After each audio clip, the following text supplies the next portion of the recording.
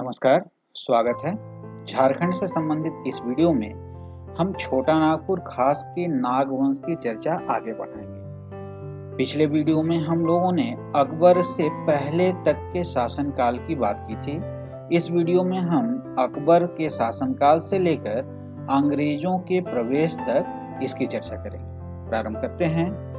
जो इस काल के प्रमुख राजा जिनकी चर्चा होगी इस वीडियो में वो हैं मधुकरण शाह, दुर्जन साल, रघुनाथ शाह, राम शाह, यदुनाथ शाह, शिवनाथ शाह, उदयनाथ शाह, श्याम सुंदरनाथ शाह, मणिनाथ शाह और दर्पनाथ शाह। तो वीडियो का अगर हम लोग देखें तो विभाजन या खंड कुछ इस तरह से हैं। सबसे पहले हम लोग चर्चा करेंगे अकबर कालीन छोटा नागपुर खास के नागवंश की। उसके बाद जहांगीर के समय की बात होगी, फिर शाहजहां कालीन चर्चा होगी। औरंगजेब के समय जो राजा थे, जो प्रभाव पड़ा वो हम देखेंगे। उत्तर मुगल कालीन जो राजा हैं उनकी चर्चा होगी। फिर अंत में अंग्रेजों के प्रवेश से संबंधित बात होगी।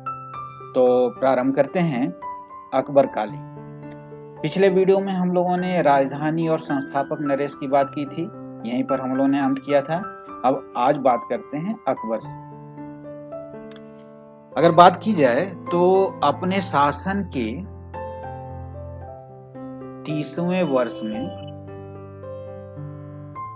अर्थात 1585 ईस्वी में मुगल बादशाह अकबर ने झारखंड के साथ वास्तविक संपर्क स्थापित किया।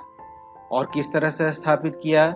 तो उस समय के जो नागवंशी शासक थे मधुकरण शाह,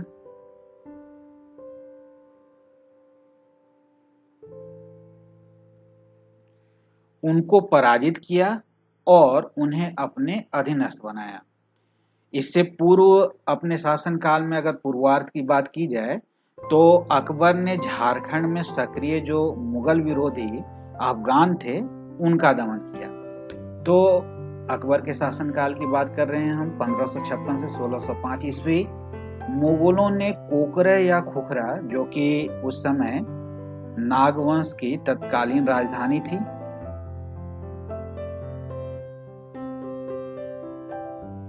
इसके विजय के ऊपर ध्यान दिया। क्या कारण थे? तो 3 महत्वपूर्ण कारण थे। पहला सामरिक कारण, दूसरा राजनीतिक कारण और तीसरा आर्थिक कारण। सामरिक कारण क्या थे? तो हुमायूं के विरुद्ध शेर खान ने तथा अकबर के विरुद्ध जुनैद, ये जो अफगान थे, इन्होंने इस क्षेत्र का बखूबी उपयोग किया था। तो इस कारण से इस क्षेत्र पर नियंत्रण स्थापित करना आवश्यक था। राजनीतिक कारण क्या था? तो अकबर एक विस्तारवादी शासक था और वह खुखरा को अपने साम्राज्य के दायरे में लाना चाहता था। जो सबसे महत्वपूर्ण था वो था आर्थिक कारण। जुनैद को रामपुर की लड़ाई में पराजित किया गया था और मुगल सेना इस रास्ते से होकर गुजरी थी, तो उसे खुखरा की आर्थिक समृद्धि की जानकारी थी और वह जानकारी अकबर को प्रदान की गई। यहाँ पर मिलने वाले हीरों के विषय में अकबर ने जाना, उसकी ओर ध्यान आकृष्ट हुआ और यह शंख नदी में प्राय प्राप्त होते थे। तो शाही आदेशानुसार 1585 ईस्वी में शाहबाज खां कम्बू ने खुखरा विजय के लिए एक सेना को भेजा। उस समय तत्कालीन राजा थे राजा मधुकरण शाह। मुगलों की सेना ने मारकाट मचा दी, राजा घबरा गए और उन्होंने मुगल अधीनता स्वीकार की। अब स्वीकार की, मालगुजारी देना भी उन्होंने स्वीकारा और साथ ही साथ जब मुगल मनसबदार मानसिंह के नेतृत्व में 1590 से 92 ईस्वी के करीब जब उड़ीसा के शासक कुतुल खां व उसके बेटे निसार खां के विरुद्ध युद्ध हुआ तो राजा ने मुगल मनसबदार की सहायता भी। जहांगीर काल की बात करते हैं। इतिहास ग्रंथों को अगर हम खंगालें तो कोकरा के नागवंशी राजा को जमींदार एक खान अलामा अर्थात हीरे के खान का मालिक कहा है। जहांगीर की आत्मकथा तुजुके जहांगीरी, इसमें भी यह जिक्र है स्थानीय लोगों द्वारा शंख नदी में हीरे जो प्राप्त करने का जो तरीका है वो वर्णन किया गया था। अब राजा मधुकरण शाह का, जो कि अकबर के समकालीन थे, उनका उत्तराधिकारी बने दुर्जन शाह। और दुर्जन शाह ने जैसे ही सत्ता संभाली, उन्होंने मुगलों की अधीनता अस्वीकार कर ली तथा सालाना कर देना भी बंद कर दिया। तो 1612 में जफर खां, जो कि बिहार के सूबेदार बने थे, उन्हें आदेश दिया गया कि जाकर आप इसे कोकरा को फिर से सबक सिखाइए। लेकिन बीमारी से अचानक उनका निधन हो गया। 1615 में इब्राहिम खां को बिहार का सूबेदार बनाया गया। अब इब्राहिम खान ने सेना को कूच कर दिया। दुर्जन शाह ने प्रयास किया संधि करने का, लेकिन युद्ध के बाद उन्हें बंदी बनाया गया। हीरों व 23 हाथियों के साथ मुगल दरबार में उन्हें भेजा गया। वहां उन्हें कैद दे दी गई। ग्वालियर के किले में दुर्जन शाह 12 वर्षों तक कैद रहे, 1615 से 1627 ईस्वी तक। लेकिन जो हीरा उनके लिए काल बना था, वही उनके रिहाई का कारण भी बना। और साथ ही साथ जो युद्ध में शामिल हुए थे इब्राहिम खां, उनको 4000 मनसबदार बनाया गया तथा फाथ जंग की उपाधि भी दी गई। तो 1627 ईस्वी में हीरे की पहचान के लिए दुर्जन शाह को जहांगीर ने मुक्त किया और उन्हें शाह की पदवी भी दी गई। राज्य लौटाया गया तथा दुर्जन शाह ने 6000 रुपया सालाना कर देना स्वीकार कर लिया। अब बात करते हैं शाहजहां के समकालीन क्या स्थिति रही। तो 1627 से 1640 ईस्वी तक दुर्जन शाह या दुर्जन शाह का शासन रहा। खुखरा के स्थान पर दोईसा को नई राजधानी बनाई गई। दोईसा की अगर बात करें तो वो 3 ओर पहाड़ी तथा एक और नदी का नाम दक्षिणी कोयल उससे घिरा हुआ था। और यह स्थान इसीलिए क्या था, प्रायः दुर्भेद्य था। अब मुगलों से काफी प्रभावित थे दुर्जन शाह, तो उन्होंने काफी नए भवनों का निर्माण कराया, जिसमें से सर्वाधिक जो प्रसिद्ध था वह था नवरत्नगढ़ नामक राजा प्रासाद का निर्माण। मुगलों की तर्ज पे झरोखा दर्शन की भी व्यवस्था की गई और लगभग 100 वर्षों तक दोईसा ही नागवंश की राजधानी रही। लेकिन दुर्जन शाह के मरणोपरांत रघुनाथ शाह, जो कि 1640 से 1690 ईस्वी तक नागवंशी शासक बने, उस समय मुगल सैन्य अधिकारी खानजादा ने राज्य पर आक्रमण किया और कर के रूप में एक मामूली रकम देकर संधि कर ली गई। अब बात करते हैं औरंगजेब के समय की बात, 1658 से 1707 ईस्वी। तो इसमें 2 राजा आपके हुए नागवंश के, रघुनाथ शाह जो कि पहले ही बताया 1640 से 1690 ईस्वी, और राम शाह 1690 से 1715 ईस्वी। तो देखते हैं औरंगजेब कालीन क्या हुए बात। रघुनाथ शाह के शासनकाल के दौरान राज्य पर 2 आक्रमण हुए। एक तो मुगलों द्वारा आक्रमण हुआ, जिसका उल्लेख फ्रांसीसी यात्री टेवर्नियर ने किया। लेकिन जो सबसे घातक हमला था वह पलामू के चेरोवंशी शासक मेदिनी राय के द्वारा हुआ। उन्होंने दोईसा, जो कि राजधानी थी नागवंशियों की, उसे लूटा और लूट के सामान के तौर पर पत्थर का एक विशाल फाटक भी वापस ले गए। इसे पलामू में जो नवनिर्मित किला था, वो नया किला उसमें लगवाया और आज वह जो द्वार है वह नागपुर द्वार या दरवाजा के नाम से प्रसिद्ध है। कई इमारतों का निर्माण हुआ इनके शासनकाल में, जिसमें से प्रमुख है बेड़िया, जो कि रांची से 8 किलोमीटर उत्तर पूर्व है, उसमें निर्मित मदन मोहन मंदिर, और साथ ही साथ राम सीता मंदिर जो कि हरि ब्रह्मचारी द्वारा निर्मित था और यह चुटिया में स्थित है, रांची रेलवे स्टेशन के नजदीक। काफी धार्मिक प्रवृत्ति के थे और इनके धर्मगुरु का नाम था हरिनाथ।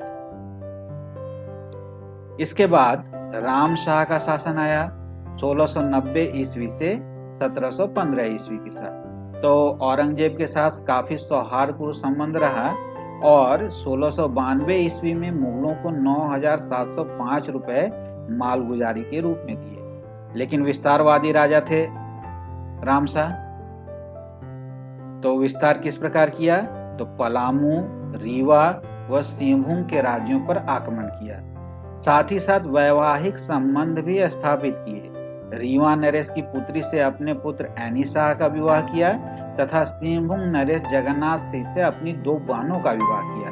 तो तो राम शाह विस्तारवाद में विश्वास करते थे, इन पर आक्रमण भी किया और वैवाहिक संबंध भी स्थापित किए। अब बात करते हैं उत्तर मुगल कालीन।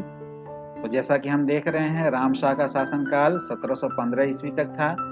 बहादुर शाह वन जो थे, एक थे, वो 1707 से 1712 ईस्वी तक उनका शासनकाल रहा, उनके समकालीन थे ये।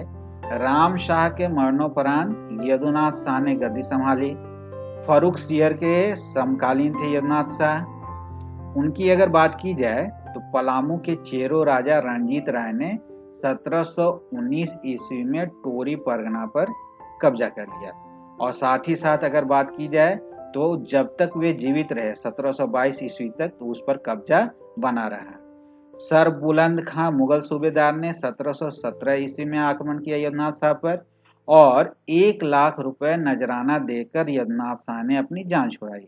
अब नई राजधानी बनाई गई। नई राजधानी कौन सी? तो पालकोट को नई राजधानी बनाई गई। इसके बाद शिवनाथ शाह का शासनकाल आया। 1730 ईस्वी में बिहार के मुगल सूबेदार फखरुद्दौला ने 12,000 रुपए नजराना वसूला इनसे और उसके बाद उदयनाथ शाह शासक बने। 1733 में बिहार के जो नायब सूबेदार थे वो अलीवर्दी खां बने। उन्होंने टेकारी के जमींदार सुंदर सिंह तथा रामगढ़ के शासक विष्णु सिंह से सालाना कर का निर्धारण किया। अब जो नागवंशी शासक पहले जो सीधे कर देते थे, उन्हें कहा गया कि वह रामगढ़ के शासक के मार्फत कर पहुंचाए। तो नागवंशी राज्य का जो कर था वह रामगढ़ के साथ सम्मिलित कर लिया गया। उनके बाद श्याम सुंदर नाथ शाह का शासनकाल रहा और यहीं से मराठों का आक्रमण प्रारंभ हुआ। 1742 ईस्वी में मराठा भास्कर राव पंडित या भास्कर राव कोल्हाटकर का बंगाल आक्रमण हुआ और ये इसी रास्ते से गए। बल्कि वहां जब गए तो अलीवर्दी खां से वो पराजित हुए, लेकिन झारखंड जो छोटा नागपुर के खास नागवंश की बात करें तो उसे होते हुए गए थे। 1743 ईस्वी में मराठा रघुजी भोसले बंगाल पहुंचे और इसकी शिकायत की गई नवाब से। तो पेशवा बालाजी राव बंगाल आए और रघुजी भोसले मानभूम होते हुए भाग गए। 31 अगस्त 1743 ईस्वी को संधि की गई, जिसमें प्रभाव क्षेत्र का बंटवारा किया गया पेशवा के द्वारा और रघुजी भोसले के द्वारा। तो जो प्रभाव क्षेत्र का निर्धारण हुआ उसमें झारखंड का जो क्षेत्र था वह रघुजी भोसले के प्रभाव क्षेत्र में पड़ा। मणिनाथ शाह इसके बाद शासक बने। इन्होंने बरवा, सिल्ली, बुंडू, राव व तमाड़ के स्थानीय जो जमींदार थे उनका दमन किया। और उसके बाद हम बात करते हैं कि अंग्रेजों का प्रवेश छोटा नागपुर खास के नागवंश के शासकों द्वारा किस प्रकार हुआ। तो बहुत ज्यादा अंग्रेजों को मेहनत करनी नहीं पड़ी। क्यों? क्योंकि उस समय जो तत्कालीन राजा थे, राजा दर्पनाथ शाह, उनकी ही पहल पर अंग्रेजों ने यहाँ प्रवेश किया। अब इन्होंने क्यों बुलाया, उनको क्यों पहल किया? तो 3 कारण थे। पहला, जो दक्षिण भाग था वहां पर जो लड़ाका कोलों थे उनका उपद्रव काफी बढ़ गए थे। दूसरा, नागवंशी राज्य को सालाना कर रामगढ़ के राजा के मार्फत देना पड़ता था और रामगढ़ नरेश मुकुंद सिंह बकाया कर की वसूली के नाम पर हमेशा नागवंशी इलाकों पर हमला करते रहते। तो यह भी एक महत्वपूर्ण कारक था। निश्चित तौर पे राजा जो थे वो पलामू के चेरों के खिलाफ अंग्रेजों की सफलता से बहुत प्रभावित थे। तो ये 3 महत्वपूर्ण कारण हुए जिसके कारण राजा दर्पनाथ शाह ने अंग्रेजों को अपने यहाँ निमंत्रण दिया। 1771 ईस्वी में स्वयं सतबरवा जाकर उस समय जो कैप्टन थे, कैप्टन जैकब कैमक, उनसे मुलाकात की, अधीनता स्वीकार की और साथ ही साथ 12,000 रुपए सालाना कर देना भी स्वीकार किया। और समझौते की पुष्टि किस प्रकार की गई? तो कैप्टन कैमक बहुत ही धूर्त और लालची था। उसने अपनी साधारण टोपी दर्पनाथ शाह की पगड़ी से बदली और वो पगड़ी जो थी वह हीरों जड़ित थी। तो इस प्रकार अंग्रेजों का आगमन छोटा नागपुर खास के नागवंश में हो गया। धन्यवाद।